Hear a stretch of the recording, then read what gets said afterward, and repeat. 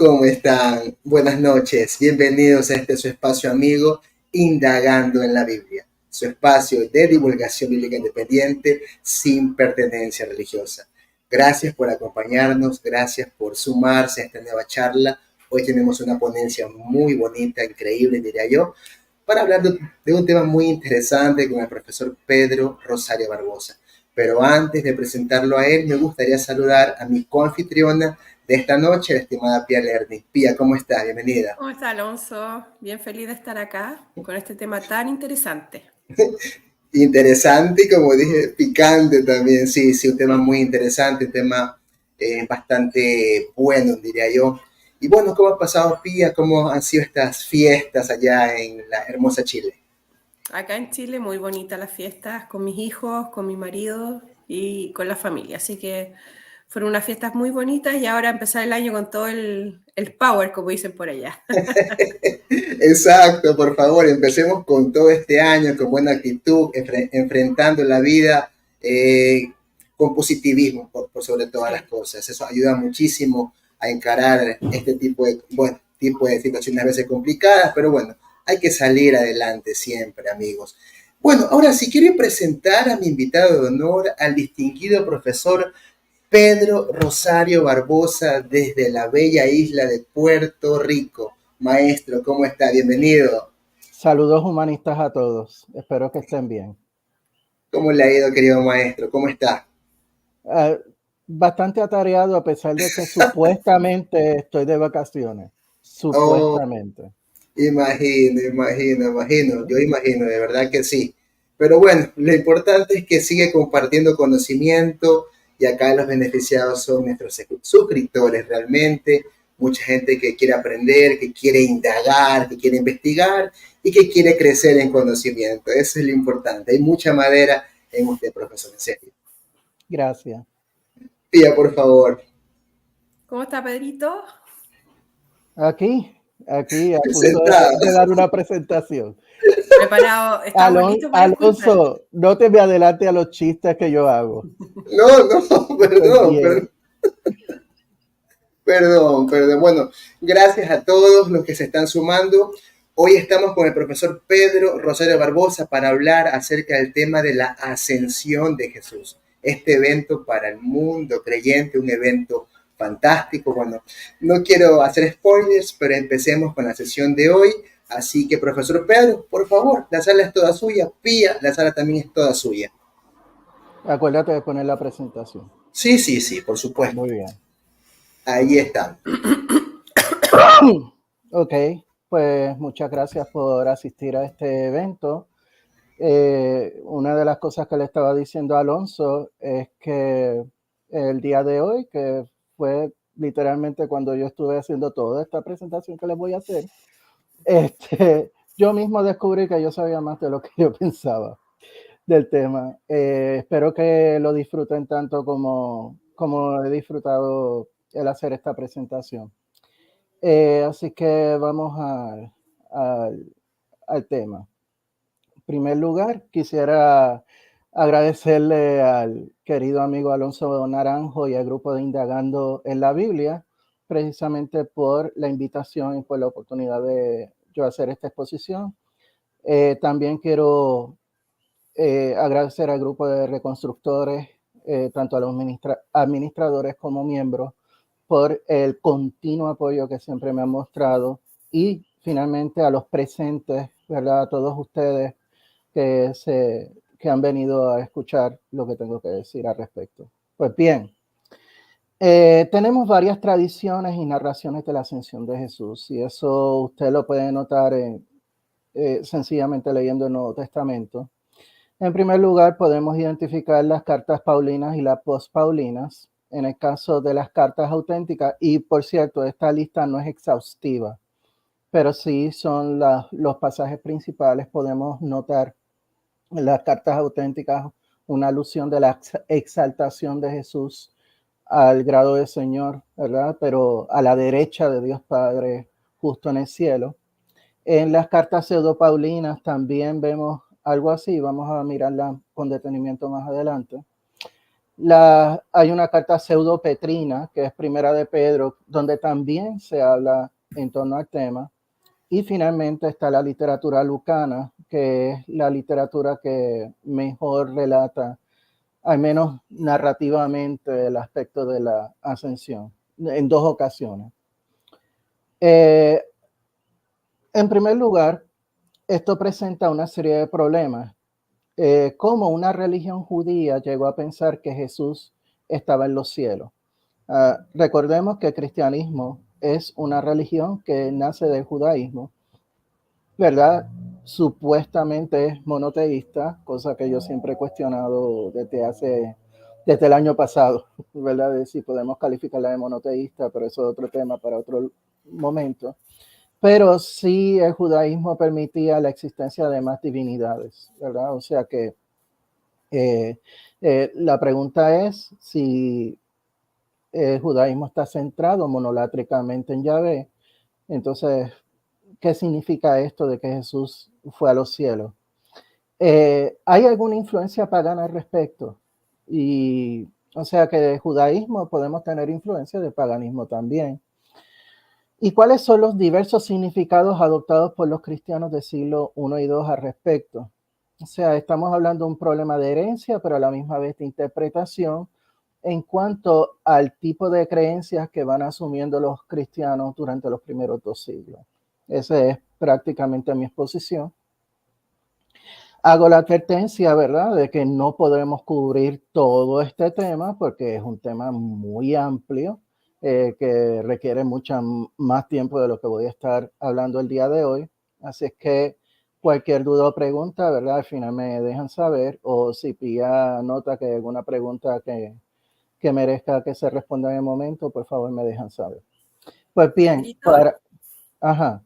Sí, antes de que empieces tu presentación, ¿te parece que saludemos a los amigos que nos están acompañando?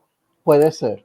Sí, un saludo cortito. Sí, un saludo. Sí, porque nos están acompañando, entonces tienen que tener su lugar aquí en el Más vale. Sí. En el live, ¿cierto? Hoy nos acompaña Vicky, nuestra querida Vicky, que queremos mucho ahí de Perú. Andrés, Estercita, a José, nuestro amigo romano, la Patita, que siempre aquí nos está ayudando, Camilo, a Ricardo, que nos acompaña aquí desde el grupo Reconstructores. ¿Y qué más? Tenemos a Adrianita, que siempre nos apoya. Adriana nos nuestra apoya amiga Adrianita. Siempre. Sí, a Natán. Natán, pórtate bien ahí en el chat, por favor. Eso es misión imposible. ¿Cierto? No, pero sí. Lo queremos, ¿cierto? Bueno, va la talla. Como decimos en Chile. Tenemos a Glustein, Josbel y a Gilbert. Glustein, querido amigo. A Daniel Vitoria y a Estercita, que también siempre nos acompaña. Un abrazo, Estercita. Y a Ángel Huertas y Jorge Navi. No sé si se me pasó a alguien, pero la idea es saludarlos antes de que empecemos la presentación. El querido psicólogo. Nuestro psicólogo fue el primero en dejar un mensaje. Muy bien. Pues sí, bien. Acompañando. Entonces eso ya son todo. Así es. Pues bien, si quieren saber de dónde salen las citas que voy a estar utilizando y empleando durante toda la presentación, las citas son de la Biblia hebrea, son de la Biblia de Jerusalén, la 5ª edición. Las del Nuevo Testamento son del libro de Antonio Piñero, ¿verdad? Esta obra magna de varias personas, ¿verdad?, para traducir y comentar en el Nuevo Testamento. Y por supuesto, van a notar que algunas de las cosas las cambié, pero es para facilitar que se entienda el mensaje de lo que estoy tratando de transmitir. Vamos a hacer un examen de los pasajes donde se habla de la ascensión y exaltación de Jesús.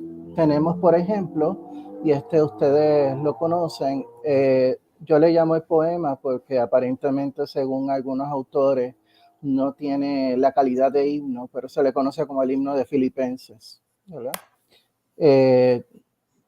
Y entonces en ese poema, pues prácticamente se habla de una teología en la que un ser divino desciende, ¿verdad? Pero a la misma vez es exaltado.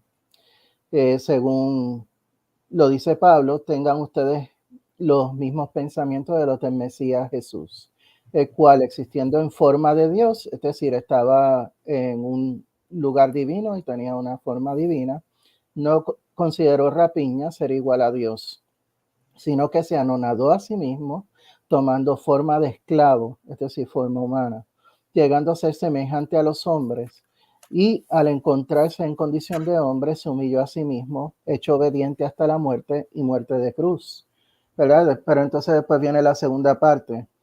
Por ello Dios lo exaltó y le concedió graciosamente el nombre que está sobre todo nombre, para que en el nombre de Jesús toda rodilla se doble, y en lo que parece ser un añadido posterior, tal vez de Pablo, en los cielos, en la tierra y en los abismos, y toda lengua confiese que Jesús el Mesías es Señor, para la gloria de Dios Padre. O sea que ahí ustedes tienen toda la teología, ¿verdad? Cristológica de Pablo. En la carta a los romanos también se nos brinda más información. Si Dios está por nosotros, ¿quién contra nosotros? El que no perdonó ni a su propio Hijo, sino que lo entregó por todos nosotros, ¿verdad? Este sacrificio vicario. ¿Cómo no nos dará con él todas las cosas graciosamente? ¿Quién acusará a los elegidos de Dios? Si Dios es el que justifica, ¿quién condenará? Jesús el Mesías, el que murió, o mejor, el que resucitó, el que está a la diestra de Dios, ese que intercede por nosotros. Ahí tienen una idea, ¿verdad? De que Jesús está allá arriba en el cielo y está intercediendo por los fieles. Hay otros más en las cartas pseudo-paulinas. Si pues ustedes han sido resucitados con el Mesías, busquen las cosas de más allá arriba, donde está el Mesías, sentado a la derecha de Dios.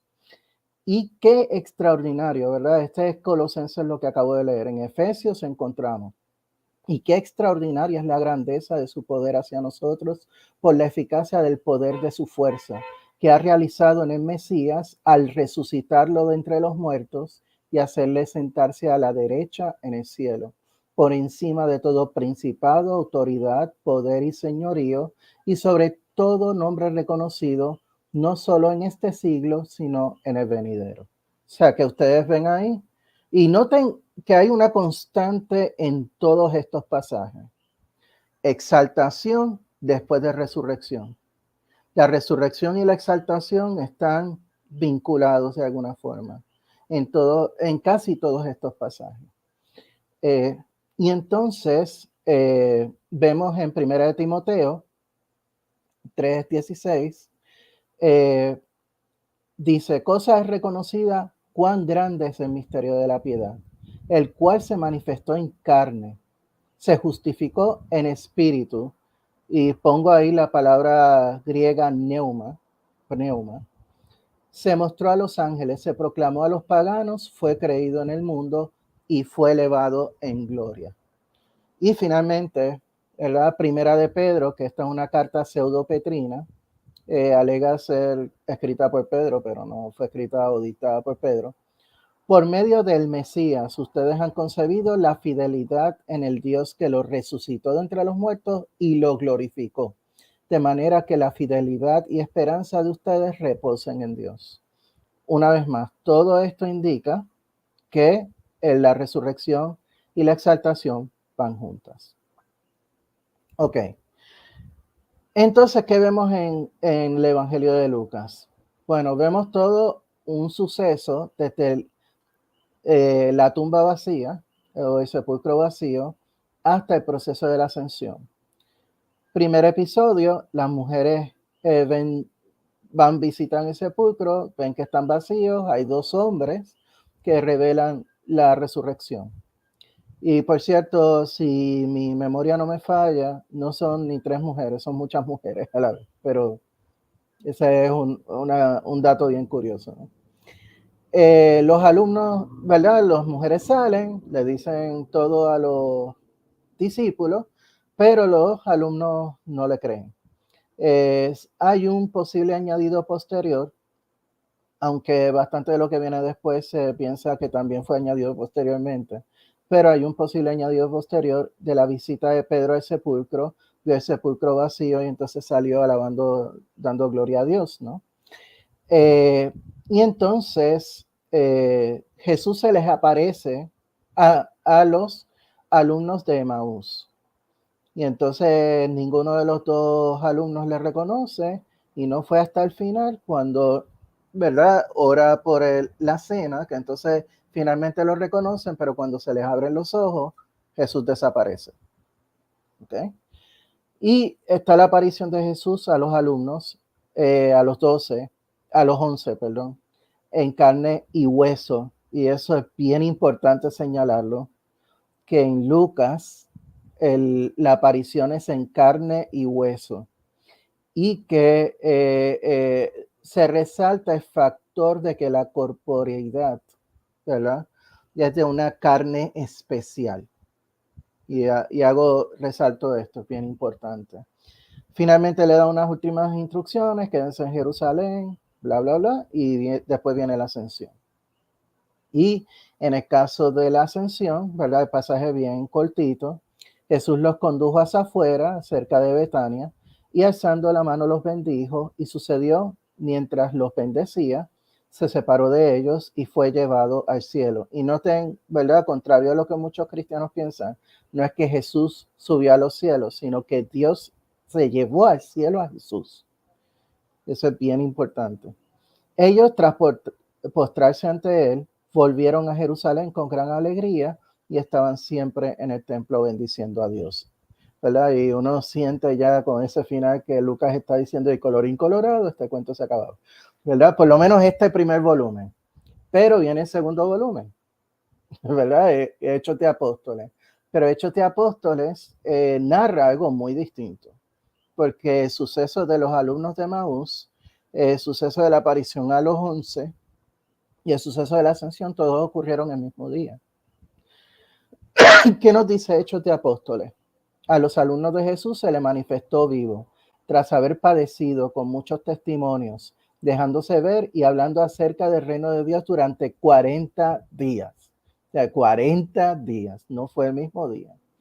Y estando en la mesa les ordenó que no se alejaran de Jerusalén, sino que aguardaran la promesa del Padre que oyeron de mí, porque Juan bautizó con agua, ahí hay un typo mío, ¿verdad? Pero ustedes serán bautizados con el Neuma Santo. Si escuchan algún ruido de fondo, no tengo nada que ver con eso, por si acaso, ¿verdad? Con el Neuma Santo, lo que se traduce en las Biblias como el Espíritu Santo. ¿No? Yo lo voy a dejar como está. ¿Okay? Después de no muchos días, así pues, los que se habían reunido le preguntaban: Señor, ¿es en este tiempo cuando vas a restablecer el reino de Israel? Él les respondió: no les corresponde a ustedes conocer los tiempos y ocasiones que el Padre dispuso por su propia autoridad. No obstante, recibirán el poder del Neuma Santo.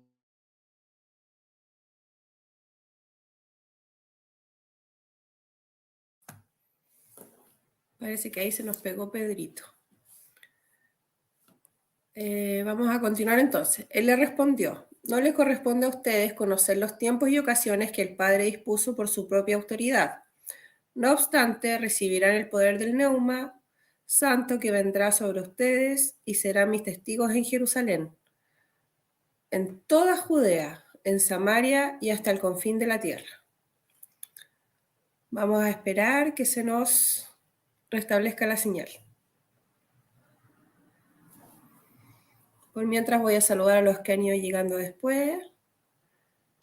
Nuestra querida Anita de Colombia, mi amiga muy querida. Bienvenida, Anita. Y ahora acaba de llegar Cris. ¿Cómo estás, querida Cris?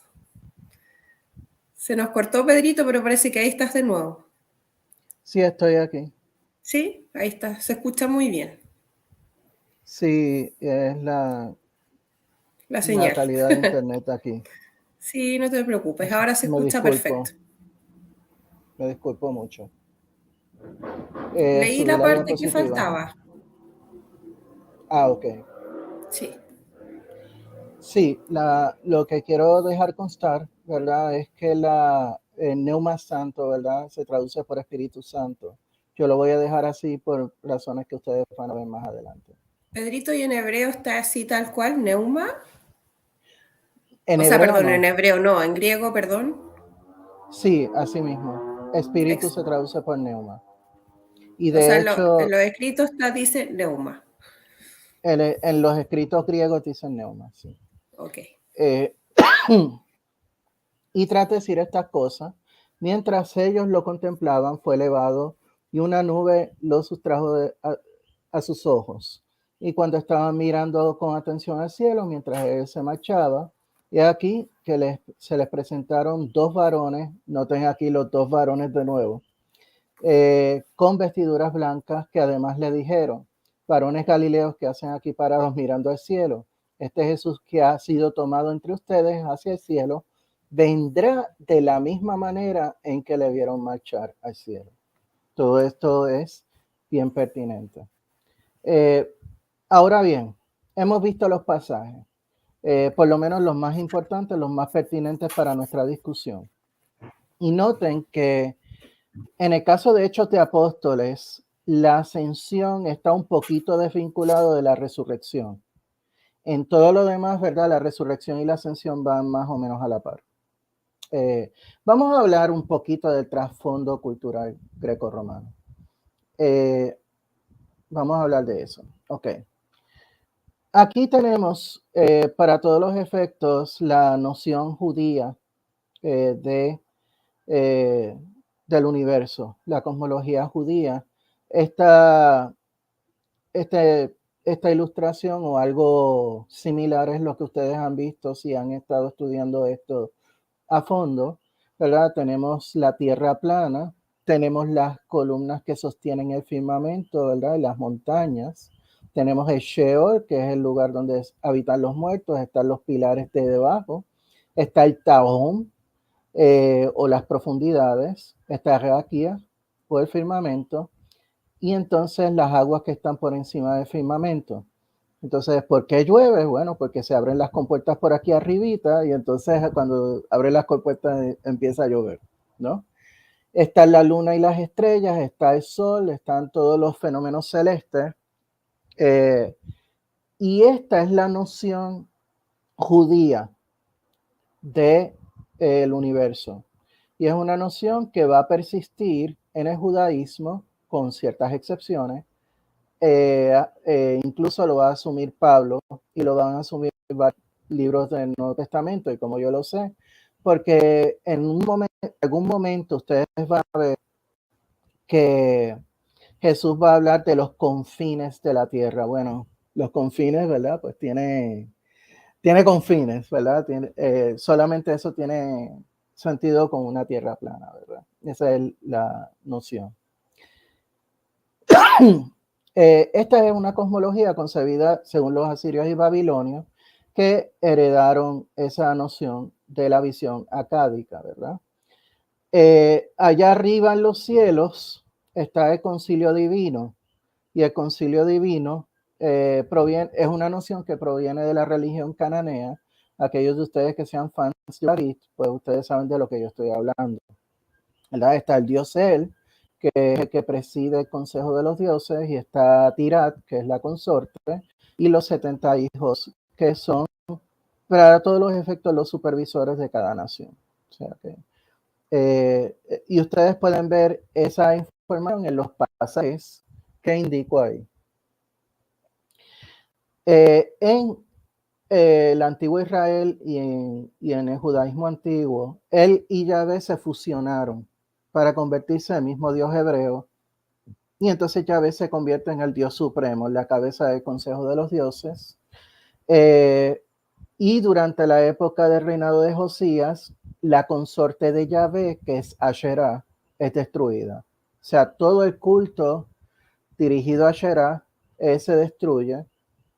Y la pregunta es, bueno, si Yahvé tiene hijos y no tiene consorte, ¿cómo se reproduce? Bueno, se reproduce creando a los demás dioses.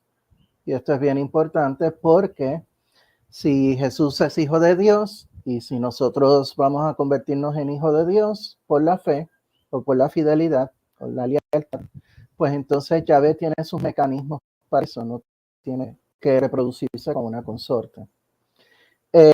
Y en mi opinión, y esta es una opinión, me imagino que digo fundada, yo creo que fundada, la luna y las estrellas, aun cuando el autor de Génesis intenta ni mencionar el nombre de los astros, de estos astros, son dioses menores, son deidades menores. Y como yo lo sé, pues, porque si ustedes van a Deuteronomio, así es como aparece. Y aquí le resalté, ¿verdad? El hecho de que el sol, la luna, las estrellas y todo el ejército de los cielos, ¿verdad? Todo el ejército de los cielos, sol, luna y estrellas, etcétera, son dioses. Y eso se lo ha partido Yahvé tu Dios a todos los pueblos que hay debajo del cielo. Es decir, el sol, la luna, las estrellas y los dioses son dioses que Dios encargó para supervisar las naciones, y esas naciones le deben a esos dioses, pero no Israel. Israel, tú me tienes que adorar a mí, ¿verdad? Eso soy yo, ya ves, ¿verdad? Ahora bien, ¿qué podemos hablar de la cosmología grecorromana? Pues en caso de la cosmología grecorromana, y por favor, hagan caso omiso de que esta es una, para todos los efectos, una representación moderna, geocéntrica, pero es la misma idea. Aquí está la Tierra en el medio, entonces está la esfera de la Luna. Esa es la esfera de la Luna, Mercurio, Venus, Sol, Marte, Júpiter, Saturno, ¿verdad? En otras palabras, ustedes tienen aquí varias esferas, varios cielos, por así decirlo, y entonces está el cielo estrellado que estaría aquí a lo último, en lo más exaltado, el lugar de las divinidades. Y también los planetas son divinidades, por cierto. La visión cosmológica grecorromana fue fuertemente influenciada por Platón. Así que nos guste o no, pues Platón ha sido una de las fuerzas que más ha estado diseñando, ¿verdad? Proponiendo una cosmología que integra, de hecho, a un ser supremo, a un Dios supremo, que es supremo arquitecto, le llama el demiurgo. Este demiurgo es bueno, por lo tanto participa de una supra-idea o una supraforma que se llama el bien en sí o la idea del bien. Esto ustedes lo pueden ver en la República, lo pueden ver en el Timeo, ¿verdad? Y entonces, como este Dios es tan bueno, pues, y entonces ve la materia y ve que hay caos, pues entonces quiere darle orden. Y entonces él crea las formas arquetípicas que son las ideas, para ir organizando la materia. Hay dioses y héroes, ¿verdad? Deificados, ¿verdad? Que ayudan también en la confección del cosmos y se da un orden, ¿verdad? Todo lo que está por encima de la esfera de la luna es el ámbito divino y todo lo que está por debajo es el ámbito terrestre, aunque por debajo o en la esfera de la luna o en la luna misma, por cierto, están los daimones, que son diositos, dioses chiquititos. Eso fue cambiando a medida que pasa el tiempo. Entonces, esta idea del bien, pasa a ser la del Dios supremo. Dios es el bien, ¿verdad? Dios es el bien. Pero como Dios es súper trascendente y no puede tener contacto con la materia, necesita un mediador, y ese mediador pues obviamente es el demiurgo. Y esto ustedes lo pueden ver, por ejemplo, en Filón de Alejandría, que tiene el logos, ¿verdad? Que es la palabra divina, como mediadora entre el Dios trascendente, el absolutamente trascendente, y el mundo material. Y ese logos funciona como un demiurgo que por vía de él es que se crea y se organiza el cosmos. Pero todo lo demás, ¿verdad?, permanece más o menos idéntico. Para aquellos que les interese más del tema de la física estoica, en mi canal, y espero que Alonso me perdone, ¿verdad?, mi promoción desvergonzada de mi canal, ¿verdad? Pero para entrar un poquito más en lo que es la física estoica, ustedes están cordialmente invitados a acceder a esta charla que yo di en mi canal. Esta diapositiva va a estar disponible para ustedes después. Esta diapositiva se va a distribuir y ese enlace que ustedes ven allá abajo va a estar disponible, ¿verdad?, va a estar vivo. O sea que solamente le tienen que dar clic y el navegador abre y le lleva a la charla. Pero, así que bastante de esto les va a sonar familiar a los que ya escucharon la charla, pero voy a añadir unos elementos más para fines de la discusión. En primer lugar, este modelo platónico entra en una crisis. Y es que hay defectos en la filosofía platónica. De hecho, Platón al final de su vida se da cuenta de que hay unos problemas. Y después vienen Aristóteles y vienen los cínicos y todas estas personas y van a estar agujereando, ¿verdad?, y señalando defectos en la filosofía platónica. Aristóteles forma su propia filosofía en metafísica, ¿verdad? Pero los platónicos se vieron en la necesidad de reformular la filosofía platónica incorporando las aportaciones de Aristóteles, las aportaciones de los cínicos, las aportaciones de los estoicos, etc. Y entonces, en parte de las preguntas que se hacen tienen que ver con la física. En la antigüedad, la física es la teoría de la naturaleza, ¿verdad? ¿Qué es la naturaleza? De qué se compone la naturaleza, ¿verdad? ¿Cuáles son sus elementos? ¿Cuál es la conducta de estos elementos? ¿Cómo se relacionan entre sí? Entonces, también esto se complementa con la ética. Y ahí ustedes tienen unas reflexiones del pitagorismo, de la filosofía aristotélica, del estoicismo, del epicureísmo, entre otras corrientes filosóficas.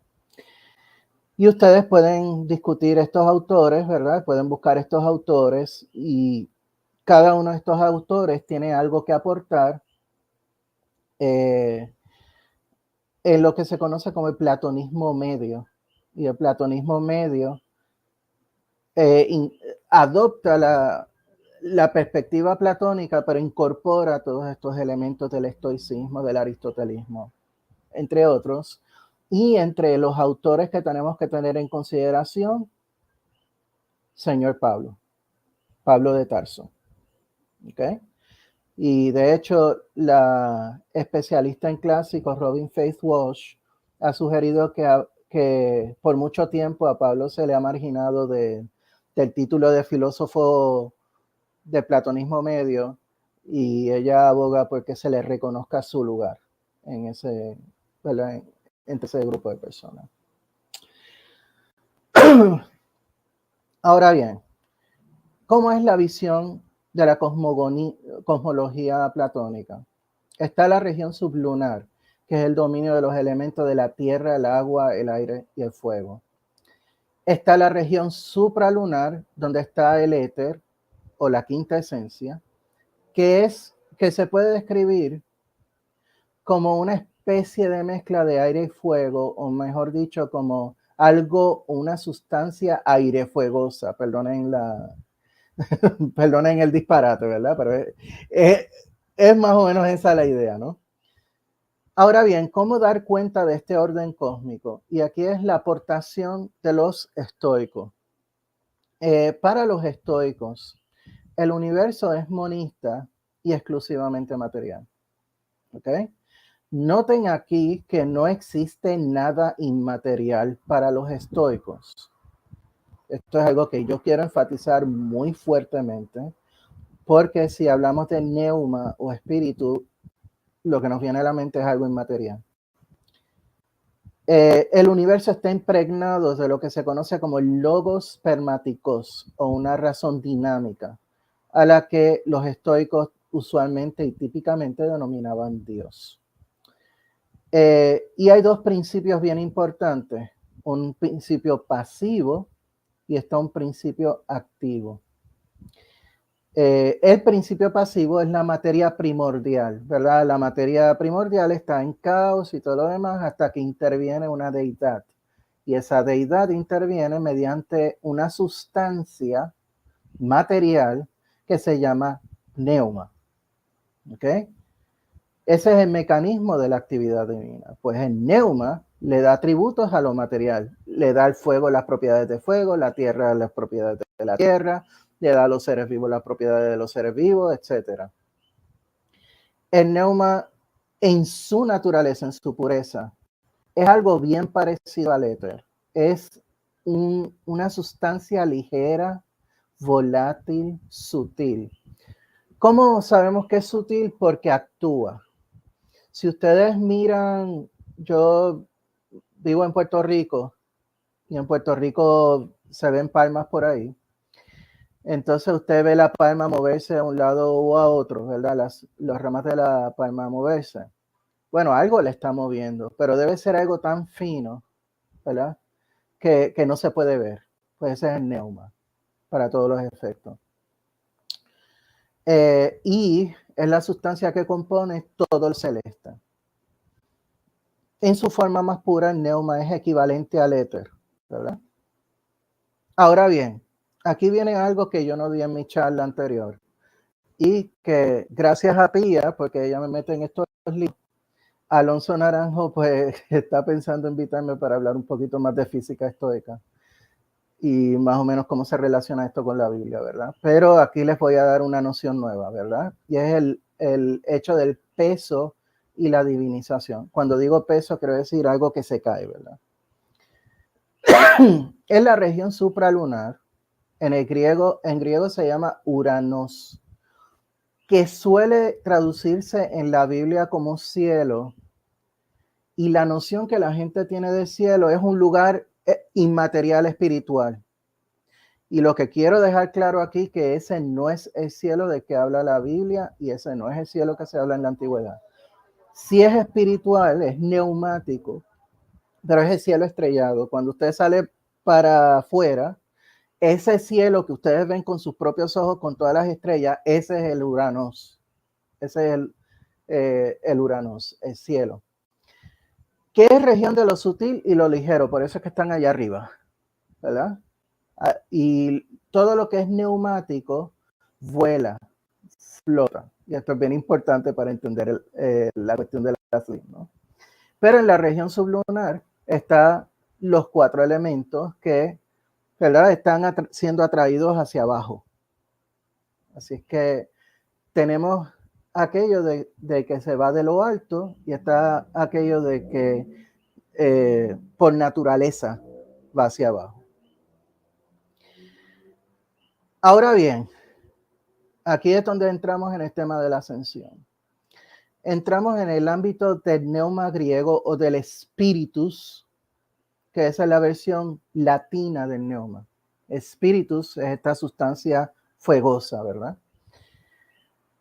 Y hay, dependiendo del autor que uno consulte, si es Luciano de Samosata, si es Plutarco, si es otra gente, te van a dar la idea de que el Sol, por ejemplo, es la residencia del intelecto, del nous, mientras que la Luna es la residencia de psique o del alma. De hecho, puede ser que si un alma está llevando encima de sí unas pasiones materiales que todavía la dan hacia abajo, y eso tiene que ver con física, ¿verdad? Pues entonces en la luna hay un purgatorio, la luna es un purgatorio que después permite al alma ascender a las esferas superiores. La idea del alma, la idea de la luna como lugar de batallas, luchas o purgatorio, ¿verdad?, está en muchos autores. Y la idea de que el intelecto, ¿verdad?, el sol brilla mucho porque el intelecto brilla, ¿verdad? Pues si usted es una persona genial y usted es una persona inteligente y usted, ¿verdad? Es un Albert Einstein, cuando usted muera, parte de su ser, su psique, puede ir a la luna o a esferas más altas, pero su intelecto puede ir hacia el sol. Porque lo que compone a uno son varias cosas a la vez. Esa es una idea que se tiene desde los antiguos egipcios y en otras civilizaciones. Ahora voy a explorar la herencia judía y la grecorromana. Comencemos por la judía. Y tenemos el caso de Enoch. Y ahí tienen toda la biografía que usted puede conocer en el Génesis. O sea que usted, si quiere saber cuál es la biografía de Enoch según el Génesis, eso se lee en 10 segundos, ¿verdad? Y como se lee en 10 segundos, a ver si Pía me puede ayudar con eso. Aquí yo ayudo con mi libro favorito. Dice, Yered tenía 172 años cuando engendró a Enoch. Vivió Yered, después de engendrar a Enoch, 800 años y engendró hijos e hijas. Enoch tenía 65 años cuando engendró a Matusalén. Enoch anduvo con Dios. Vivió, después de engendrar a Matusalén, 300 años y engendró hijos e hijas. Cuando Enoch murió, tenía 365 años. No, sí, está bien. Enoch anduvo con Dios y desapareció, porque Dios se lo llevó. Esto aparece en Colorín colorado. capítulo 5 del 21 al 24. Sí, o sea que ya ustedes tienen toda la biografía de Enoch. O sea, Sí. eso es todo lo que hay. Lo No pare importante más. es que Dios se lo llevó. Dios se lo llevó, ya se acabó, ¿verdad? También en el Eclesiástico tenemos un pasaje que lo que hace es reafirmar lo que dice Génesis, pero que Enoch fue arrebatado a los cielos por Dios. Entonces, pues ya ustedes conocen, ¿verdad? El caso de Elías. Y entonces Elías y Eliseo, junto a sus seguidores, bajaron a Betel, después a Jericó y después a las orillas de Jordán. Y es un suceso bien interesante porque Elías dice, Dios me va a llevar. Eliseo viene y protesta. No, no puede ser, ¿verdad? Pues yo te acompaño. Ok, está bien. Pero durante todo ese proceso, al final, Eliseo le dice, mira, yo quiero que 2/3 partes de tu nefesh, ¿verdad? Que es la palabra hebrea para espíritu, tu nefesh, pase a mí. ¿Ok? ¿Y cuál sería la ventaja? Pues que tendría los poderes de Elías, ¿verdad? Y tendría los poderes divinos que se le conceden a Elías. ¿Ok? Y entonces dice él, dice el libro de Reyes, iban hablando mientras caminaban y cuando de pronto un carro de fuego con caballos de fuego, por cierto, cometí un error. Esta creo que es segunda de Reyes, no primera de Reyes, pero ahí vamos. Iban hablando mientras caminaban, cuando de pronto un carro de fuego con caballos de fuego los separó a uno del otro. Elías subió al cielo en el torbellino.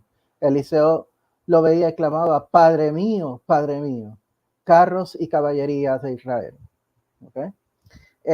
¿Y por qué eso es importante? Porque la condición que le había dicho Elías a Eliseo de que iba a transferir su espíritu a Eliseo es si captaba el momento en que era llevado al cielo. Y ahí lo tiene. ¿Ok? Así que un carruaje empujado por caballos, ¿verdad? Pues se llevó a Elías al cielo. Quiero que mantengan eso en mente. ¿Ok? Hay otros textos judíos, algunos que no están en la Biblia. Por ejemplo, Segunda de Baruch, que es del siglo II, es decir, un poco posterior a Jesús, habla de cómo los justos serían transformados en el esplendor de ángeles y serían iguales a las estrellas. Es decir, se convertirían en seres divinos. Y noten aquí que hay una influencia greco-romana. O sea, las estrellas son dioses, ¿verdad? Y a la misma vez lleva en sí la herencia judía anterior del sol, la luna y las estrellas como seres divinos. En segunda de Enoch, que es del siglo I, tal vez finales del siglo I, hay varias instancias en que Enoc en el cielo se transforma físicamente. Digo, no es varias instancias, una instancia, pero varias ocasiones que se refiere al nuevo estatus de divinidad de Enoc. Y que Miguel le manda a los demás seres divinos. Saca todo el cuerpo, todo el ropaje físico carnal y revístanlo de un cuerpo, ¿verdad?, resplandeciente. Y para todos los efectos, Enoc no tiene necesidad de comer, ojo, no tiene necesidad de descansar, no tenía necesidad de dormir. Y entonces en un momento dado, ¿verdad?, él estaba resplandeciente como igual a un ángel, a un ser divino. También está el texto de la ascensión de Moisés, pero esta no me sirve de mucho, pero está ahí, ¿verdad? En la famosa carta de Judas se menciona una disputa que hubo entre un arcángel y el diablo en el cuerpo de Moisés. Y típicamente lo que ocurre después, ¿verdad?, es que Moisés es ascendido al cielo, o el que sea lo de la disputa es ascendido al cielo, ¿verdad?, que es un señal de divinización. Pero también está una obra dramática de un tal Ezequiel el dramaturgo o Ezequiel el trágico. Y escribió una obra que se conoce como Hexagoge. Y ¿verdad?, en las líneas 70 al 82, Moisés revela sobre un sueño en el que Dios, para todos los efectos, él está ante Dios. De hecho, está en el cielo. Tan en el cielo está que puede mirar hacia abajo a la tierra redonda. Y cuando hablo de la tierra redonda es el plato, ¿verdad? Acuérdense de tierra plana. Es el plato de la tierra redondo. Y esta figura, que es Dios, aparece en la forma del Hijo del Hombre. Tiene toda la tipología del Hijo del Hombre y le entrega un cetro a Moisés, le entrega una corona a Moisés y también en el proceso las estrellas se inclinan a él. Es decir, que en el mismo sueño Moisés tuvo una experiencia de apoteosis, de deificación. ¿Y qué tiene que aportar la cultura grecorromana? Ya vimos la judía. ¿Qué tiene que aportar la cultura grecorromana? Pues aquí ustedes ven a San Justino Mártir, una imagen de San Justino Mártir. Entonces se preguntaré, ¿por qué yo pongo eso ahí? Porque ir uno a uno de los casos de acción y todas las cosas puede darme un poquito más de trabajo. Y él me hizo el trabajo por mí, pues San Justino. Y si usted me cree, en la apología, a ver si me puede ayudar Pía con esto. Ya, Justino, primero del 21. Primer libro, 21. Primer libro, sí. Capítulo 21, me imagino. Sí. Mas cuando afirmamos que el Logos, el primogénito de Dios, es decir, nuestro Maestro Jesucristo, fue engendrado sin unión sexual y que él mismo, crucificado, muerto y resucitado, subió al cielo, nada decimos que pueda parecer extraño a nuevo a los que entre ustedes se llaman hijos de Zeus. Porque bien saben cuántos hijos de Zeus conmemoran escritores de notas entre ustedes, a saber, Hermes, Idea y Palabra, intérprete y maestro de todos, Esculapio, elevado al cielo después de haber sido herido por un rayo por su cargo de médico, Dionisos, después de despedazado, y Heracles, después de haberse arrojado al fuego para huir de los trabajos. Dioscuro, Fue ascendido, por cierto, por eso lo resalto. Dioscuro, engendrado de Leda y Perseo, de Danae y Belerofonte, hijo de hombres, arrebatado en el caballo Pegaso. Arrebatado por un caballo, qué casualidad. Le faltó el carruaje. Sí. ¿Y qué diremos, Adriana? ¿Y cuántos se dicen traslados a los astros a semejanza de ella? También ustedes lo creen en el caso de consagrar para la inmortalidad a los emperadores que mueren y presentan un testigo que afirme haber visto a César caminando hacia el cielo después de ser quemado. Mas esto, como ya hemos dicho, es obra de malos daimonia. Mas nosotros hemos aprendido que solamente consiguen la inmortalidad aquellos que se acercan a Dios por la virtud y la santidad de vida. Creemos, en cambio, que son castigados con fuego eterno los que viven inicuamente y no se arrepienten. En otras palabras, ¿verdad? Aquellos que no viven según las virtudes son destruidos en el fuego eterno.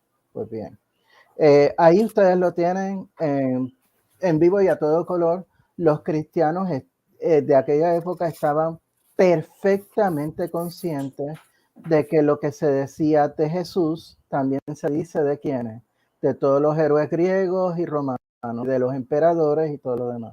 En otras palabras, ellos están perfectamente conscientes de su herencia, ¿verdad? Cultural de ese lado. Ahora,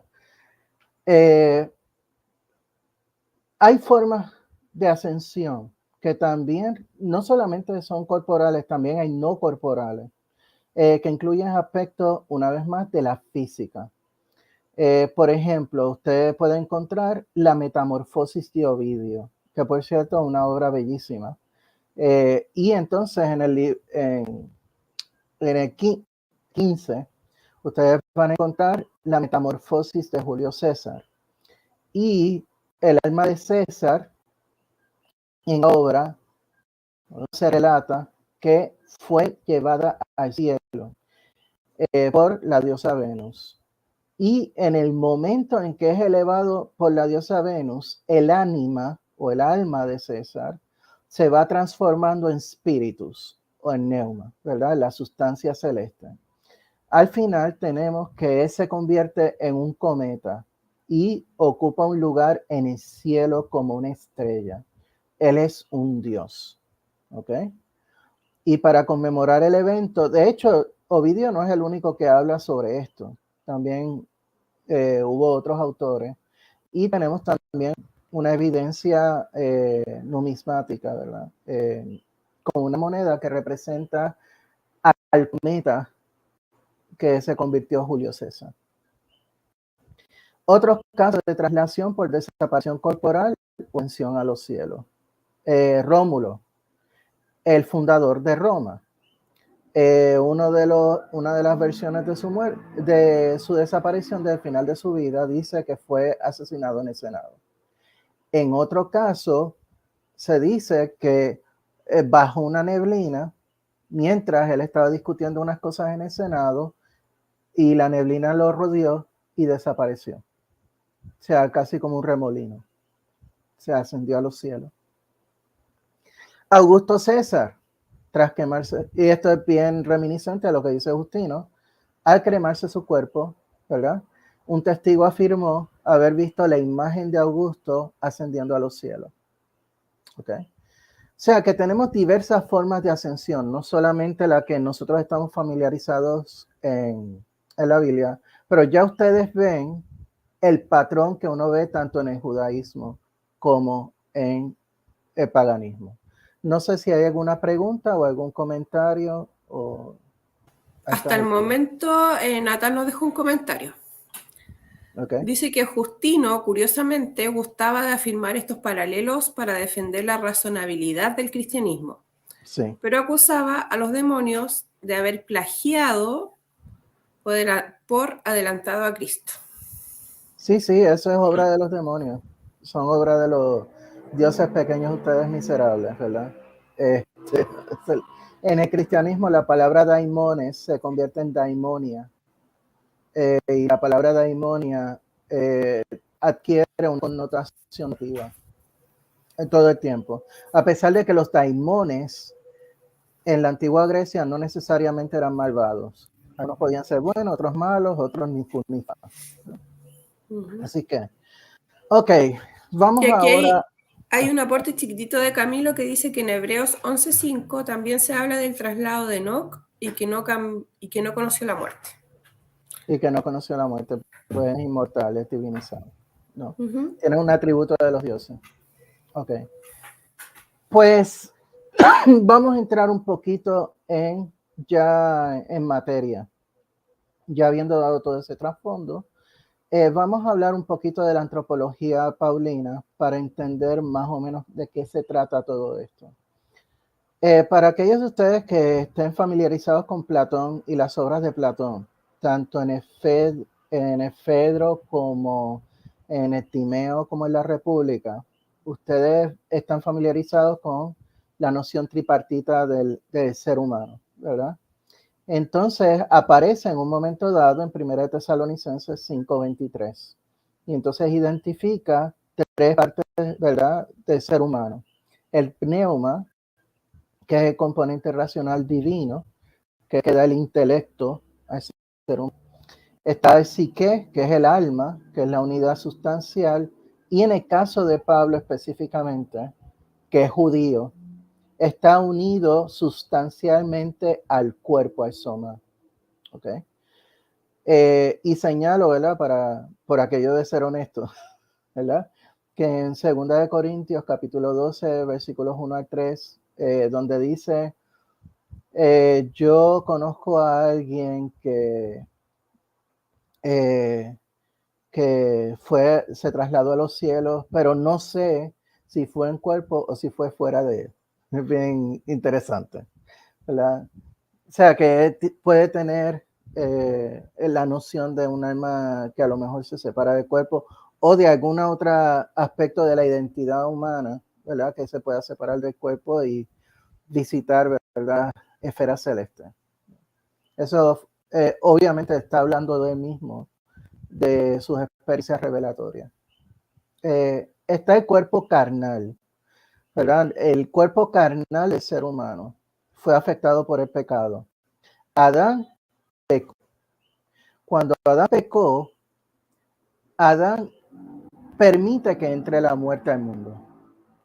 Y entonces, Pablo habla del pecado casi como un ser con voluntad, por así decirlo. Y entonces el pecado nos engaña. Y entonces cada persona ha pecado porque cada persona cayó en el pecado. Y como cada persona cayó en el pecado, pues entonces la muerte le va a acompañar. Por eso Jesucristo tiene que venir a vencer la muerte. O sea, aquí estamos hablando de fuerzas sobrenaturales, aunque este término no sea adecuado para decirlo, ¿verdad? Pero gracias a que nuestra carne ha sido tocada por el pecado, estamos sujetos a las pasiones carnales. El sarx nos empuja hacia abajo, las pasiones de la carne nos empujan hacia abajo. Eso es bien importante. Una vez más, estamos hablando de física, estamos hablando de peso. Y la carne está condenada a la muerte. La escatología paulina, que usted ve en 1 Tesalonicenses 5 y 1 Corintios 15, mira el neuma divino del Mesías como aquello que conecta a todos los fieles. Gracias al neuma, gracias a que los fieles se han bautizado, el neuma divino, el neuma santo de Dios, lleva a cabo una transformación física primordial. Y la primera transformación física es que dejas de ser descendiente de los de tu familia, de los dioses de tu familia, para convertirte en hijo de Dios. Y esa es la primera parte.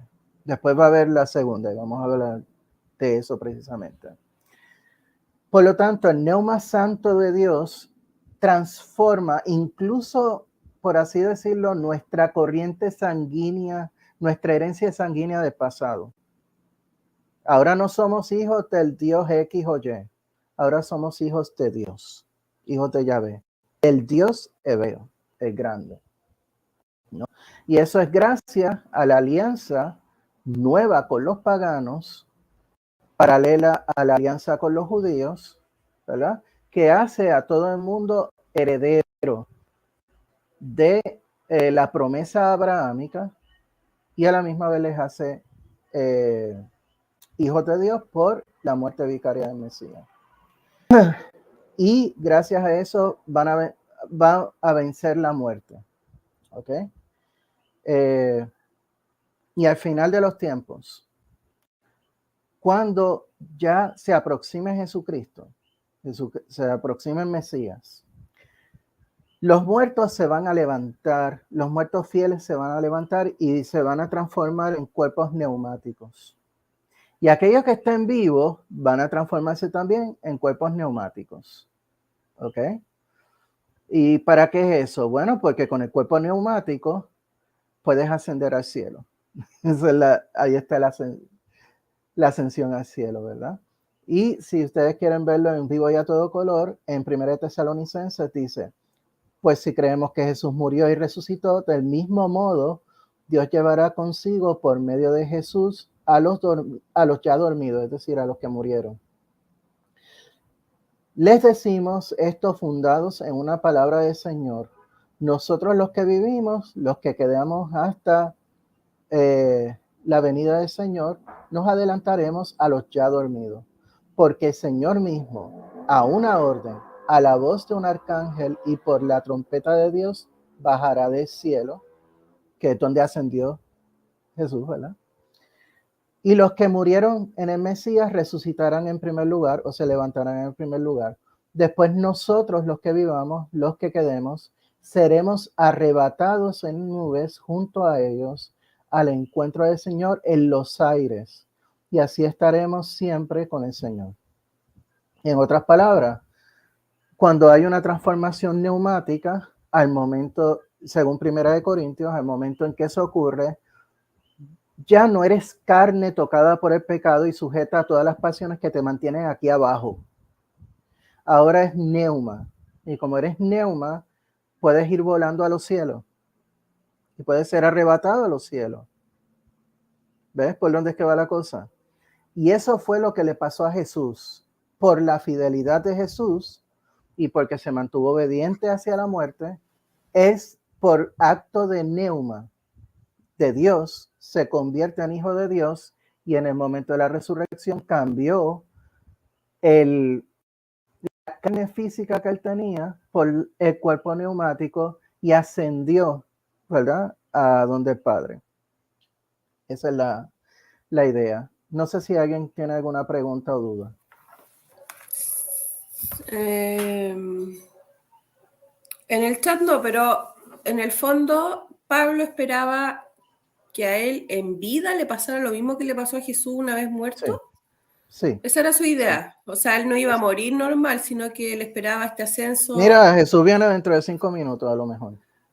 A la vuelta de la esquina, como dice Sí. don Antonio Piñero. Sí, así mismo.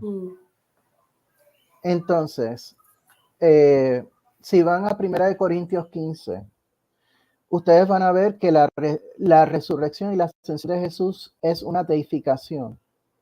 Y quiero que esto entre en el sistema, porque mucha gente no entiende lo que eso quiere decir. Lo que eso quiere decir es que Jesús fue deificado. Se convierte no solamente en cuestión de nombre en hijo de Dios, no. Es que a nivel físico, sustancial, neumático, se convierte en hijo de Dios.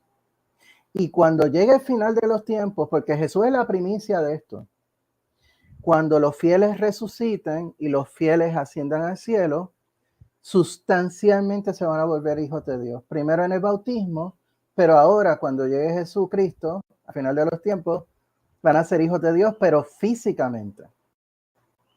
Con todo el esplendor, en otras palabras, los fieles van a ser deificados, van a convertirse en seres divinos. Y ahí lo tienen, ¿verdad? Ahora, si ustedes quieren salir flotando por ahí para recibir al Señor, más vale que se porten bien. Por favor, manténganse siempre virtuosos, obedezcan los 9 de los 10 mandamientos. La única excepción, obviamente, es observar el sábado. Pero fuera de eso, observen todos los demás mandamientos del decálogo. No maten, no roben, no codicien a la mujer del prójimo, etcétera. Y pórtense bien para que y estén preparados, dice Pablo en 1 Tesalonicenses, porque el Señor viene como un ladrón en la noche, ¿verdad? Esa es la analogía. Ahora bien, esta es la teología paulina y esta es la primera teoría de la ascensión que nosotros tenemos en el sentido cronológico eterno. Pero ¿qué hay de los evangelios? ¿Y qué hay de Hechos de Apóstoles? Primero quiero resaltar que tanto los evangelios como Hechos de Apóstoles son literatura. Y esto es bien, bien importante. Esto es algo que ha resaltado esta estudiosa de clásicos, que es Robin Faith Walsh, que describe cómo los de los evangelios, ¿verdad? Y por duda esta cosa que son representantes de comunidades que están detrás de los autores. Para ellas no. Para ellas son autores propiamente, miembros de una élite culta que tiene acceso a los demás libros y que emplean recursos literarios que están a su disposición, muy especialmente Homero, ojo, pero también obras de autores conocidos como Virgilio, Ovidio, y otros autores, Sófocles, Eurípides, Aristófanes, Luciano, ¿verdad? Toda esta gente que forma parte de esta élite culta o de esta élite cultural que emplea todos estos recursos. Igual, les recomiendo la obra de Richard Miller, Resurrection and Reception in Early Christianity, Resurrección y Recepción, Cristianismo Primitivo, que tiene que ver precisamente con los relatos de la traslación y las ascensiones y de los cuerpos desaparecidos, de las tumbas vacías y todas estas cosas que permean la literatura grecorromana. También M. David Lidwa, que escribió una obra fabulosísima que habla precisamente sobre estos temas, que se llama How the Gospels Became History, cómo los evangelios se convirtieron en historia. Y finalmente, y esta es una recomendación que he hecho, pero para el propósito de la investigación de esta presentación, lo recomiendo mucho, que se llama Divine Bodies, cuerpos divinos, ¿okay? Estas obras son claves. Si ustedes quieren comenzar a estudiar esto a fondo, estas son las 4 obras que tienen que consultar.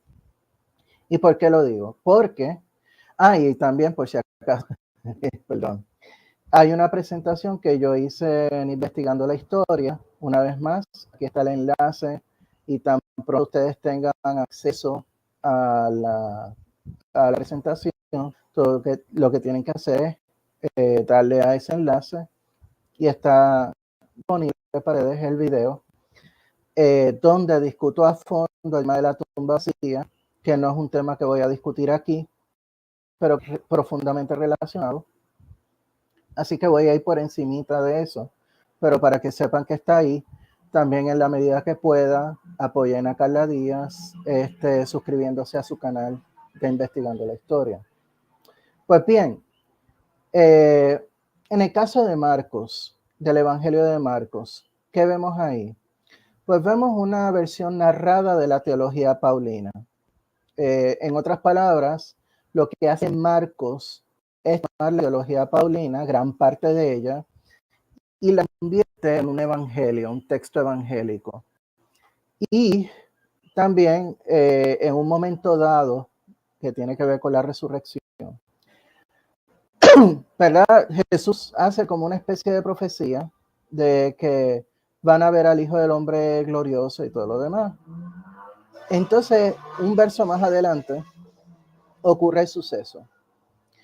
Aquí, Marcos está empleando una visión futura, pero en el momento de los apóstoles, en el momento de los discípulos. En el que Jesús va a un monte, y noten que el monte es el lugar de contacto entre el cielo y la tierra, ¿verdad? Porque es el lugar más cercano a las esferas celestes. Y entonces ahí se transforma gloriosamente. Y ahí aparecen Moisés y Elías. Todo esto está sumamente cargado de significado, porque ese es el momento en que Jesús resucita y es exaltado y se convierte en una máxima autoridad junto a Moisés, que representa la Torá, la ley, y Elías, que representa los profetas. O sea que junto a la ley y los profetas, él está ahí en el medio como supremo, ¿verdad? ¿Y por qué lo pone en medio del evangelio? Porque al final del evangelio está la tumba vacía. En el evangelio de Marcos, nosotros no tenemos hablando de Jesús después de ese suceso, sino sencillamente tres mujeres van a la tumba porque quieren, ¿verdad?, hacer lo suyo con el cuerpo de Jesús, quieren limpiarlo, darle un entierro honorable, y entonces se encuentran con un joven, y entonces el joven le dice, no teman, ustedes están buscando a Jesús de Galilea, no está aquí, miren, está vacía la tumba, vayan y díganle a los alumnos y a Pedro que les verá en Galilea. Y acto seguido, ¿qué dice el evangelio? Y las mujeres salieron corriendo de ahí, despavoridas, y no le dijeron nada a nadie porque tenían miedo. Punto, se acabó. Ese es el final del evangelio. ¿Verdad? Que ese no es un final que a todo el mundo le satisfaga, pero esa es la idea. La tumba vacía es el final del relato. En el evangelio de Mateo, por otro lado, tenemos una versión de Marcos, yo le diría, pero antipaulina. Y esto es para otro tipo de discusión. Pero en esta versión, pues entonces Mateo pone a las mujeres a informarle a los alumnos. Después Jesús se les aparece en un monte, da la casualidad, ¿verdad?, que ya es señal de edificación, ¿verdad? Y hay una adoración por parte de los alumnos de Jesús. Pero en los evangelios de Juan y de Lucas ocurre algo muy, muy interesante. En el evangelio de Juan vemos el suceso de que Magdalena va a la tumba y entonces después de unos sucesos se encuentra con un extraño. Después se da cuenta de que es Jesús. Y una de las cosas que Jesús le dice a María Magdalena es, no me toques. No me toques. ¿Okay? Eso es bien importante, no me toques. Después va a donde los discípulos. Y los discípulos, ¿verdad?, están solos en el cuarto y de repente Jesús está ahí. Se hubiera traspasado la pared. Y entonces todos estaban sorprendidos, pero Tomás no estaba ahí. Tomás llega después, los alumnos empiezan a decirle, mira que vimos al Señor y todo lo demás. Y entonces viene Tomás y dice, no, yo no lo creo, ¿verdad? Hasta que se aparece Jesús y le mira, aquí yo te presento mis heridas, y mete tu dedo en mis heridas y el dedo en mi costado, y no sean incrédulos sino creyentes. Bienaventurados los que sin verán creído. Okay. Pero noten aquí la obsesión que tiene el evangelio de Juan con el toqueteo, con el tacto. Y no cualquier tacto, o sea, no es tocarle el rostro, no es tocarle la mano, no, es tocarle la herida. Eso tiene una razón de ser. Y el otro que también se le ocurre la misma idea es el evangelio de Lucas. En el relato del sepulcro vacío aparece un hombre, ¿verdad? O dos hombres. Y entonces le dice a las mujeres lo que hay. Después Jesús se le aparece a sus estudiantes en Emaús y no lo identifican hasta que bendijo la comida. Jesús se aparece después a los discípulos, a los 11, e invita a los alumnos a tocar sus heridas y le dice, mira, dame de comer. Y entonces lo que dice el original, ¿verdad?, es que está mascando la comida. Resalta el evangelista Lucas, quien sea que haya sido. Esto no lo hace un neuma, esto no lo hace espíritu. ¿Se acuerdan de Enoc y de Moisés y todo lo demás, que no necesitaban comer, no necesitaban cansar y todo lo demás? ¿Por qué? Porque están en un estado neumático. Pero entonces aquí, ¿verdad?, Jesús tiene carne. Y noten la gran diferencia con la teología de Pablo. ¿Okay? Así que la ascensión de Jesús carnal, que eso es bien interesante. Y la pregunta que uno tiene que hacerse en ese caso es, pero espérate, si asciende en la carne, debe ser un tipo muy especial de carne. No es la carne pecaminosa de nosotros, fúchila, sino una carne especial, una carne de alguna manera no tocada por el pecado, que es inmortal, ¿verdad? No hay transformación en neuma, al menos aquí en la tierra. Pero la pregunta que yo me hago, y esto es una pregunta personal, oye, ¿y si asciende al cielo, va a haber una transformación en el proceso? Como en el caso de Julio César, cuando ascendió al cielo, su alma se transformó en espíritus, ¿verdad? Esa pregunta está en el tintero. ¿Por qué la insistencia de Lucas y Juan en el tacto? Y particularmente que me toquen las heridas, porque es un recurso literario.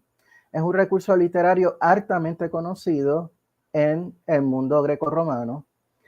Y una de las ilustraciones de esto es cuando, por ejemplo, Odiseo, después de X número de años fuera de Ita, ¿verdad? Sale de Troya, tiene sus aventuras, se muere toda la tripulación, ¿verdad? Todo el viaje se lo lleva por el medio. Es capturado por una ninfa por varios años, hasta que finalmente Atenea convence a Zeus, ¿verdad? En un momento dado, mira, suéltalo, ¿verdad? Déjale ir a su casa. Y entonces, cuando llega a Ítaca, para todos los efectos, la diosa lo transforma en un viejito, en un anciano. Entonces, una de las esclavas de Odiseo se llama Euriclea. Y Euriclea quiere, ¿verdad? Se encuentra Odiseo, no sabe que es él, pero ¿cómo lo identifica? Porque cuando empieza a lavarle los pies, empieza a notar unas cicatrices, y con las cicatrices es que identifica a Odiseo. Y noten aquí, en el Evangelio de Lucas y en el Evangelio de Juan, que la manera de identificar a Jesús es tocándole la herida. Es bien, bien interesante. Pero también hay otra razón, ¿verdad? Y es que ya para cuando se escriben los Evangelios de Lucas, menos su versión final, y el Evangelio de Juan en su versión final, está con los docéticos. Es decir, los docéticos pensaban que Jesús nunca se había encarnado en una carne humana, sino que era como el equivalente a un fantasma, tomaba la apariencia de, ¿verdad? de ser de un cuerpo carnal. Y entonces, como un remedio para combatir el docetismo, tanto Juan como Lucas rechazan la visión escatológica de Pablo, en la que Jesús fue transformado en un neuma en el momento de la resurrección. Conclusión. Se comprende esta cuestión de la ascensión dentro de la cosmología y la física antigua, y ya lo he explicado de qué se trata. Es resultado de cosmovisiones y relatos de judaísmo y del paganismo, y pongo esa palabra bien en comillas, ¿verdad? Porque es un término que no, para mí es bien tricky, ¿verdad? La ascensión de Jesús consiste en una propuesta teológica, especialmente por Pablo, que convierte a Jesús en un héroe deificado y de hecho una primicia de nuestra ascensión en el futuro como fieles. ¿Verdad? Si yo fuera un bautizado en esa época, yo diría, voy a ascender como Jesús y voy a convertirme en hijo de Dios por encima de todos los ángeles y todos los dioses, ¿verdad? Pero como vimos, hay una diversidad de visiones cristianas sobre la ascensión. Está la visión de Pablo, que es la que acabo de describir, está la implicada en los evangelios con la tumba vacía, que no sabemos a ciencia cierta, ¿verdad? Yo creo que en el caso de Marcos, y es lo que yo sostengo, en el caso de Marcos, la resurrección de Jesús es un cuerpo neumático. En el caso de Mateo yo no estoy seguro, pero en el caso de Juan y de Lucas definitivamente no. Son carnales, pero una carne no tocada por el pecado. Y las narraciones de la ascensión son una forma más de recurso literario para expresar una perspectiva teológica sobre Jesús divinizado. ¿Preguntas o dudas? De hecho, y si ustedes quieren acceder a mi presentación, ahí tienen la dirección. Ahora bien, si lo acceden ahora, no van a ver la presentación porque tengo que complementar un poquito más la bibliografía. Pero si esperan hasta mañana y ustedes acceden a Proton Drive, ustedes van a tener la presentación completa con toda la bibliografía. Que con ese te dejo. Pía y Alonso, por si acaso está ahí. Estoy aquí revisando el chat. Muy bien. Mira, yo creo que fuiste muy transparente y muy clarito porque preguntas en el chat hasta el momento ya las hice. Sí, han dejado varios saluditos y gente que ha ido entrando a medida que ha avanzado la transmisión. Muy bien. Dejamos a Alonso. Hola, ¿cómo están? Buenas noches. Bueno, gracias por acompañarnos, querido público, gracias por visitarnos, bienvenidos a su espacio amigo, Indagando en la Biblia. Bueno, gracias por su apoyo, gracias porque siempre nos están visitando y para mí es de mucho gusto que siempre nos acompañen. Sí, dice Jorge Navi, excelente exposición. Dice Ana Clemencia Jiménez Jordán. Sí, ha sido muy clara e interesante explicación. Dice José Moody, el gran José Moody. Feliz día de San Valentín a todos. Saludos, my friends. Saludos. Un abrazo enorme hasta Estados Unidos. Creo que una vive. felicitación un poquito más adelantada, ¿no? Digo, al menos aquí en Puerto Rico es el 14 de febrero. No sé en qué está en el Polo Norte. Sí, yo creo que sí, por Groenlandia seguramente. Claro, está muy lejos de nosotros. Así es. Bueno, sí, por acá tengo, bueno, más comentarios felicitando al profesor Pedro. Excelente como siempre, profesor Pedro. Bueno, sí, a nuestros suscriptores y a las personas que nos están viendo por primera vez, por favor, no olviden dejarnos sus likes, sus comentarios, sugerencias y tengo un sonido de fondo. Bueno, y también no olviden compartir, por favor, este contenido. Me ayudaría muchísimo a seguir creciendo y a seguir avanzando. En serio. A ver, yo quiero comenzar Hay con una la pregunta pregunta. por ahí. Yo vi Sí la vi por aquí. Luis Baez. la Pregunta, relación. sí, ¿qué relación hay entre la ascensión y la parucía? Sencillamente que creo que Lucas lo resume muy bien. Así como ustedes le vieron irse, al mismo va a venir. Y entonces, en el caso de la ascensión, hay que entender un poquito a Pablo, ¿ok? Porque aquí todo el mundo ve 1 Tesalonicenses y lo primero que piensa es en el rapto, esa noción de rapto. Noten que ahí Pablo está hablando de trompetas y arcángeles y todo lo demás. Esa es la manera en que en la antigüedad se recibe a un señor o a un gobernante. Entonces, cuando el gobernante regresa, no sé, de una guerra o de un viaje o de algo, siempre va una delegación al pórtico de la ciudad y entonces escolta al gobernante hacia el lugar donde va a ir el gobernante. Esa es la idea que está detrás, es decir, que después de las trompetas, como hacen los grandes anuncios, ¿verdad? De que viene, y viene el Señor a los cielos, los fieles van a ir flotando, volando hacia el cielo a recibir al Señor para entonces guiarlo a la tierra. Esa es prácticamente la idea. Entonces, entonces la cuestión es que en ese momento va a vencer a la muerte, ¿verdad? Y va a vencer a todo principado, tanto espiritual como terrenal. Y va a restablecer el reino de Israel, el reino de los cielos, ¿verdad? Etcétera, etcétera. En otras palabras, la ascensión es una primicia de lo que le va a pasar a los fieles al final de los tiempos, pero así como ese fue, va a regresar, ¿verdad?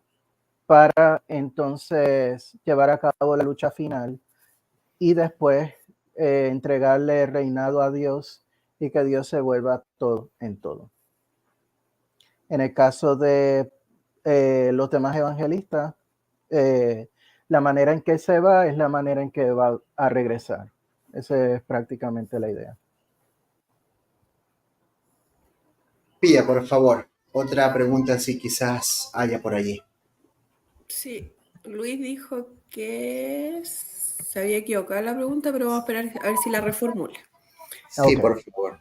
Sí.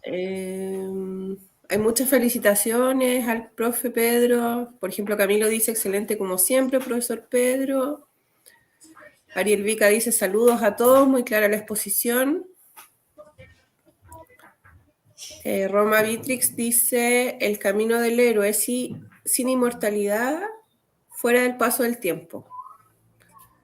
Okay. Allí deja José Muy un comentario. En mi humilde opinión, Pía Learning sabe mucho, pero es muy moderno. Humildad se llama eso, humildad. Bueno, quiero agradecer formalmente a Ilish Ricardo Torres. Gracias, querido Ilish. Gracias. Puro filete, dice que estuvo la charla. Sí. Un buen filete, un porterhouse, un tomahawk, un bife de cuadril, no sé, pero estuvo excelentísima la charla, profesor Pedro, en serio. Gracias, querido Ilish. Gracias. Millón gracias. Dice, bueno, acá comenta Luis Baez que fue un error en la redacción, pero Pedro la entendió y gracias por la respuesta. Gracias a ti, querido Luis, por tu importante pregunta e inquietud. Bueno, no sé si algo más que tenga que preguntar la estimada Pía, ya estamos cerrando la sesión de hoy. Algunas de sus preguntas que sacuden siempre a los invitados. Mira, terremotiosa. A mí siempre me gusta preguntar porque la exposición duró aproximadamente un poquito más de 1 hora. A mí me gusta al final escuchar un mini resumen de lo que se habló. En el fondo, la ascensión es una idea que está en los evangelios, es una idea que aparece en Pablo, es una idea muy posterior. Ya analizamos que tiene un claro origen greco-romano, pero a mí me gustaría conocer la datación más o menos de cuándo apareció esta idea de la ascensión. Bueno, el problema es que es un poquito difícil de decir, ¿verdad? Porque si vamos al judaísmo tenemos versiones bastante antiguas, si vamos al helenismo y al mundo romano, ¿verdad? Pues es antiquísimo también, o sea, cuando aparece la noción de ascensión, bueno, desde bien antiguo, ¿verdad? Sí, Pedrito, desde que pero los seres humanos... al nivel del Nuevo Testamento, ya analizando desde Pablo, sus cartas, después los evangelios, ¿a dónde identificas tú más o menos es que aparece la primera idea de ascensión, sea corporal o sea espiritual? Bueno, la cuestión es que la espiritual es corporal. Eso es parte de la cuestión. Del es neuma. cuerpo neumático. Es material, ¿verdad?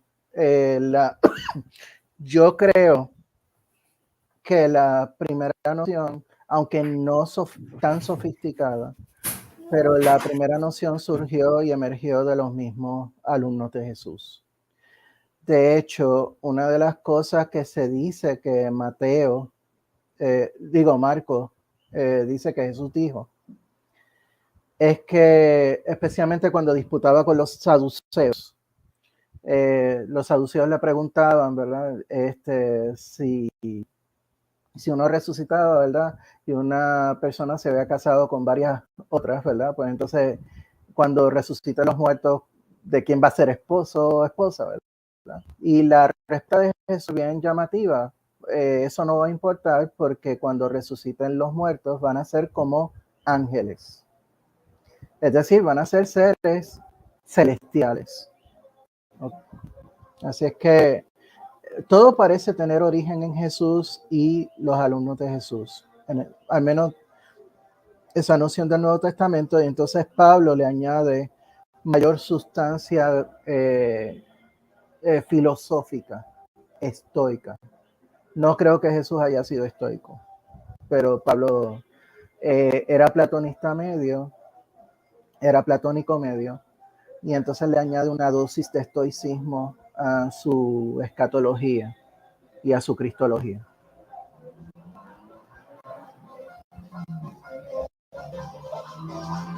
¿Qué pasó? No, es que no puse el micrófono, ahora sí te lo encendí. Bueno, maestro, yo dije hace un tiempo... Espero haber respondido a la pregunta de Pía, perdón.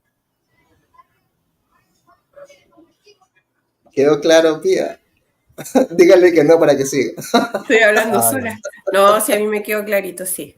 Perfecto, perfecto. Yo dije que estas sesiones que íbamos a hacerla con la intervención del público, que ellos iban a hacer sus preguntas. En este caso ya hicieron algunas cuantas, ahora mi coanfitriona. Yo por el momento no voy a hacer preguntas, tampoco voy a hacer preguntas, ya tendré el momento para hacerlo. Y nada, yo quiero agradecerles a todos. Por acá dice Luigi, Renato, Carlos Sánchez. Muy buena exposición como siempre, profesor Barbosa. Rosario Barbosa. Sí, por favor, porque por más mesiánico que yo parezca, pero no, yo salgo por obra de mi papá también, Rosario, y después también mi mamá Barbosa. No soy caso de concepción virginal, ¿no? Ese es mi papá, hace mi papá Rosario. Excelente, profesor. Bueno, yo estoy muy agradecido con usted, querido maestro. Gracias, estimada Pía, por haberme acompañado el día de hoy. Se vendrán nuevas sesiones, espero también tenerla en esas charlas también y reiterarle mi agradecimiento enorme, profesor. Gracias, usted, genio, figura, con mucho conocimiento, aporta muchísimo a mi canal y a otros canales que bueno, lo tienen a usted con sus grandes aportes, en serio. O sea que cuando yo muera, mi intelecto va a ir al sol. Ok. Gracias. Gracias por la invitación. Un gran abrazo a todo el mundo. A Alonso, a Pía por acompañarme.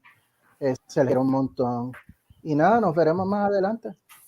Nos veremos más adelante, queridos amigos, los espero el domingo. Vamos a hablar un tema hablando claro con Alonso, desenmascarando el noajismo. Este movimiento noágida, bueno, con un gran invitado, el profesor Meir Hayakar. Así que nada, gracias, cuídense mucho, un abrazo enorme desde la Perla del Pacífico, Guayaquil, Ecuador. Abrazos hasta Chile, Pía, abrazos hasta la hermosa isla de Puerto Rico. Cuídense, cuídense. Chao, chao, gracias. Chao. Bendiciones. Bye. Pasa a ustedes, cuídense. Chao, chao, gracias.